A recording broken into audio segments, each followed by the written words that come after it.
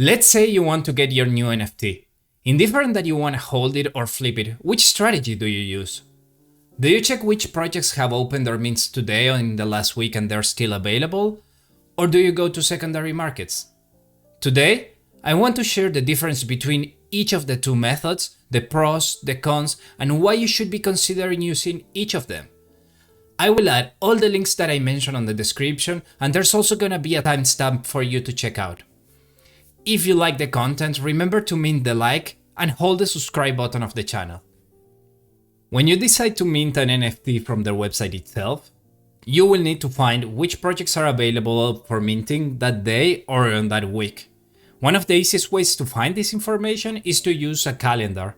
And there are two sites that I have been using, which are NFT Solana and NFT Calendars.io. If you're gonna use NFT calendars, remember to select the Solana blockchain. You don't wanna pay more fees than the cost of the NFT itself. NFT Solana, it's a website that I like because they provide you not only the basic information of the NFT, but you can also add it to the Google Calendar, see the amount of supply that they have, the value of the mint, the amount of members that they are on the Twitter and on the Discord. Also, something really cool that I enjoy using is the monthly view, which shows you all the views of each of the NFTs in a nice, cool way. All the projects we see here are not all the projects that they have been delivered, but most of them are the ones that they have communicated with the websites and they have told them, hey, can you put my NFT in here? They are pretty cool projects, but as you can see, between the two of them, there are some differences. And that's why it's one of the easiest ways, but you do not get most of them. An alternative to using the calendars is to use directly the Discord. There are some channels that provide really good content on not only the future projects, but also what it could be a potential scam, rag, or cash grab. This is a big shout out to Solana NFT Radars. You should definitely follow them on Twitter and on Discord.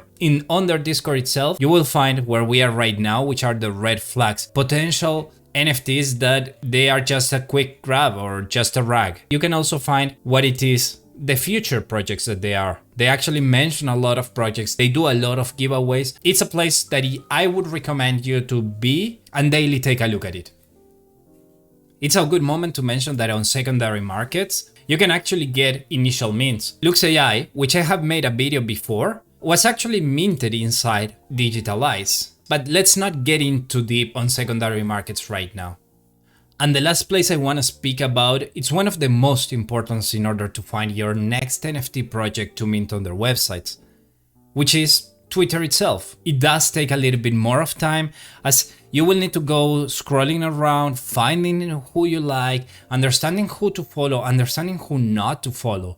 And then you can actually get really good information. But of course, you are also with the biggest risks of all, and are the cons of actually minting your NFT project from a website itself. I'm sure you have heard a lot of cases where there are rags, cash grabs, or even steal the information from the websites, from the wallets itself. That's the reason why you should always be using a burner wallet.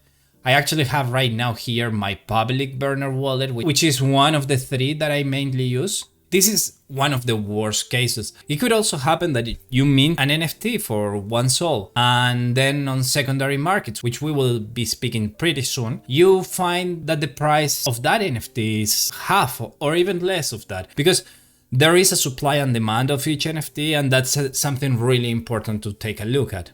And the last thing that I would like to mention as a con, there's a lot of NFT projects, and it's really hard to keep a track on all of them. What if you want to mint your next NFT on a secondary marketplace? There are many reasons that you want to do this. It could be that the NFT that you wanted sold out.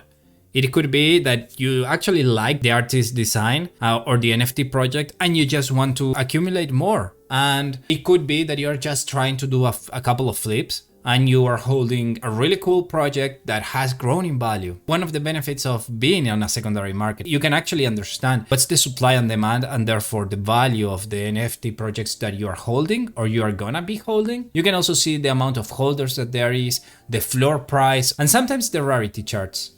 I will show an example of this in a minute.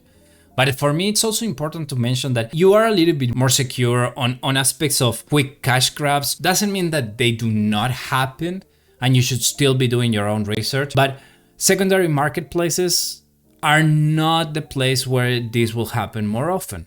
And one of the benefits that you have is there's an NFT project that created a lot of noise and then it started declining the value. You are actually checking the roadmap. You see that they actually are doing the things that they promised the people to do. And you want to invest on them because you believe that the NFT value, it's gonna grow exponentially in a couple of weeks or days. Also right now, some people want to give this safetiness or don't want to bother creating their own website, making some candy machine. So they actually place their mints on the website itself. We can see, for example, on digitalized Lux AI, as I mentioned before, that it has been available for minting here. Right now, it is not. Right now, you can buy at the floor and we can see that the floor price is 149. What this actually means is just that the cheapest one of all is that value. Also, one of the hardest parts to see is when you are actually minting a project that costs you one sol and you come to the secondary markets and you see that the value has reduced. I'm not gonna lie, it happens, but it also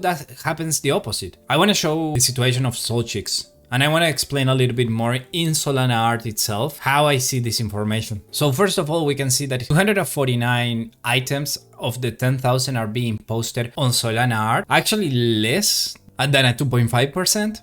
And we can see that there's 191 owners. The 191 owners, it's on the listed amount. So that's actually a good relation. We see a really nice floor price of 15.5 sols and the volume traded, it's a 32.8k sols on this. So what happens? How do you check if a project is popular or not? In Solsea, you just click on latest sales and we can see how often they are being sold. 3 hours ago, 6 hours ago, 7 hours ago. It's pretty active. This is a pretty active one. Of course, a couple of days ago, they released their IDO, which is the coin for them. So this also can explain a couple of situations why there's a lot of movement. It doesn't mean that it doesn't deserve it. It's just a situation that happens. And we can also see this on the actual price. If you guys pay close attention, it has been since September and the movement of this one started appearing on November. Look how the price incremented up to reaching to a maximum of 35 sols. Of course, this was the moment when they were selling the ADO and a lot of people got to this project. It's not the only project, this is a game and I want to speak about another game which is a pretty cool one. I will be making a video of it pretty soon, which is Aurory. I hope I'm pronouncing that correct. And you can see here that the ratio between items and owners is even lower. The floor price is pretty good. And now the latest sales, when we come here, still really active. Are they doing something right now? Not really, they're actually just following the roadmap. But you can see here that the biggest amount of sol was 78 and it has gone reducing. Does this mean that the lowest NFT possible of Aurory will be this? No, it just means that right now it's a cool off period and it doesn't mean that it's not gonna reach more. So if you guys have a couple of sols and you wanna jump into Aurory, you can perfectly do it. Of course, there are some disadvantages of minting on secondary markets, like the cost of good projects is more likely to be more expensive. We can see it with Aurory, we can see it with Degenerate Trash Pandas, with Solchicks and a lot of other projects that they have grown pretty big. It's also harder or more expensive to get rare items, whereas when you are minting on the website, you just get into the candy machine and it's a lottery and you can get it. These are the two options that I would be recommending you for minting your next NFT. In conclusion, each strategy depends on what you want to do. So to sum up, if you wanted to be an early adopter, minting in the site is the way to go. Let's say that you want to make a flip that is 10x or even 100x of the project, I would still recommend you to go and mint it on the site itself. Remember, when you want to do a flip or when you want to mint, you need to do your own research on their social accounts, on the information around, everything that you can get. Also, if you want to hold an NFT for long term, each of the options work well. But still, if you have the chance, I would recommend you to mint it on the website itself in order to pay a little bit less. So the reality is that I'm saying that everything should be minted on the original website, and not really. If you want to make flip projects and you want to study them, which takes a little bit more of time, I would recommend you the secondary markets. Here you have way more information to make more educated guess and make that every investment that you create double up or triple up. It's not as much as a 10x, but the reality is that here on secondary markets, you can actually see which projects are evolving, which projects have moved forward, and which projects are the ones to keep holding or sell. If you guys are interested on following the later strategy, there are two sites that I would recommend you to take a look at. The first one is SolanaFlor and the second one is Howrare.is. Both of them show really good detailed information about the latest and most popular projects. This being said, we have arrived at the end of the video. I hope you guys found this video helpful. If you did, remember to mint the like button and hold the subscribe one. See you on the next one.